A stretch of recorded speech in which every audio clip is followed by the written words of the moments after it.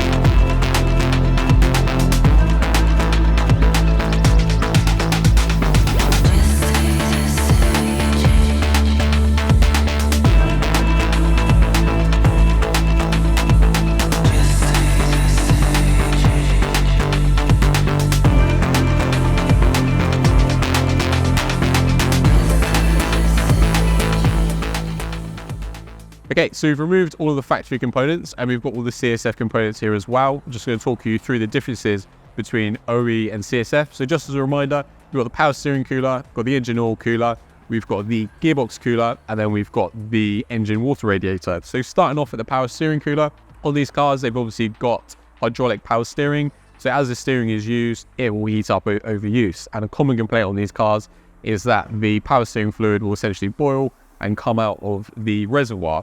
So this happens because obviously the fluid gets really, really hot over temperature. So something to help reduce that issue is to install the CSF power steering cooler. So the factory cooler actually has two really big tubes on here, which aren't particularly very efficient, whereas the CSF has 6 tubes, which makes it much more efficient. It also uses AC condenser technology as well. So it's packed super, super, super thick with the louvers inside to get the maximum surface area for cooling, so that will help prevent that issue. Over to the engine oil cooler.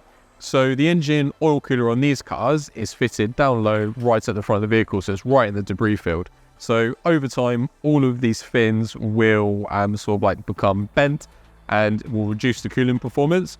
As well as that, within the oil, obviously there might be some sludge over time develop in there, so this bottom cooling row could be completely null and void. CSF is completely TIG welded the whole entire way around and has a really high efficiency core. So testing that CSF has done, it's been dropping the oil temperature down from about 127 degrees Celsius all the way down to 105. So it keeps it right in that optimum operating window for the oil. Gearbox cooler wise, the factory gearbox cooler really, really struggles, especially when you're on track for sort of like longer than 20 minutes, really exploring all the performance of the car. You can get issues such as like poor gear selection. It might even get stuck in gear, and then also the gearbox controller will start to extend out the shift times to help prevent the gearbox from heating up. So to keep the gearbox in the operating window, you've got the CSF gearbox cooler, which again uses a much more efficient core, has more cooling tubes on there as well, which helps with the efficiency. So CSF has again tested this to drop the gearbox oil temps down from 118 degrees all the way to 90. So it's a massive difference on these.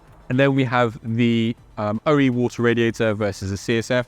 So just like all of the OE water radiators, the core is crimped onto the plastic end tanks. So that's a very common failure area, especially on the older vehicles, sort of 5 to 10 years old, that have been through multiple heat cycles. So the CSF cooler is welded the whole entire way around, so you'll never get that same issue. With the CSF cooler, obviously you've got the much more efficient core in there using the bead tube technology, which makes it around 15% more efficient in the same space criteria.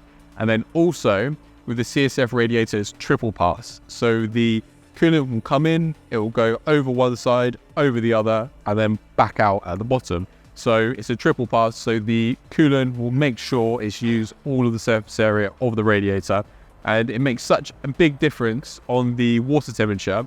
CSF's actually recorded a water temperature drop from about 123 degrees Celsius all the way to 100. So all these 4 pieces make a colossal difference in coolant in this car. Looking forward to seeing how they perform on Baggsy'S drift cars.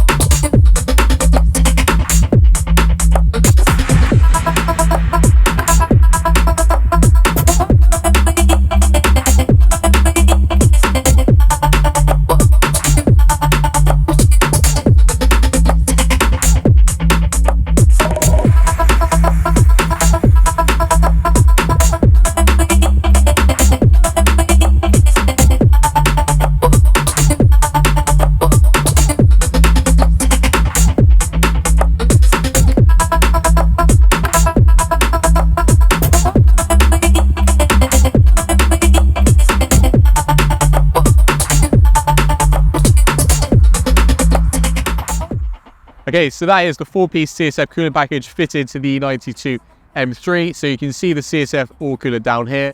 The manual transmission cooler is hidden, so obviously you can't see that on the side. You can just about see the water radiator and the power steering cooler behind the grille. So it's going to dramatically improve the cooling performance of the car, keep those temperatures under control for the type of the use that Baggsy is going to be putting it through, drifting on the drift days at Goodwood. Great to have Baggsy down with us today. Thanks for entrusting us with your drift cars to install the CSF coolant package on it. Looking forward to seeing you put them through their paces. And if you're looking for any of these products to be fitted to this E92 M3 today, we keep the 4-piece CSF coolant package in stock at all times on the website. So head to the description where you can find the link. Thanks so much for watching this video. If you enjoyed it, then give us a thumbs up. If you'd like to watch more videos like this that YouTube thinks you'll like, click here. If you'd like to watch some more videos in this playlist, then click here. And if you really enjoyed the video and you'd like to subscribe, you can do that by clicking here.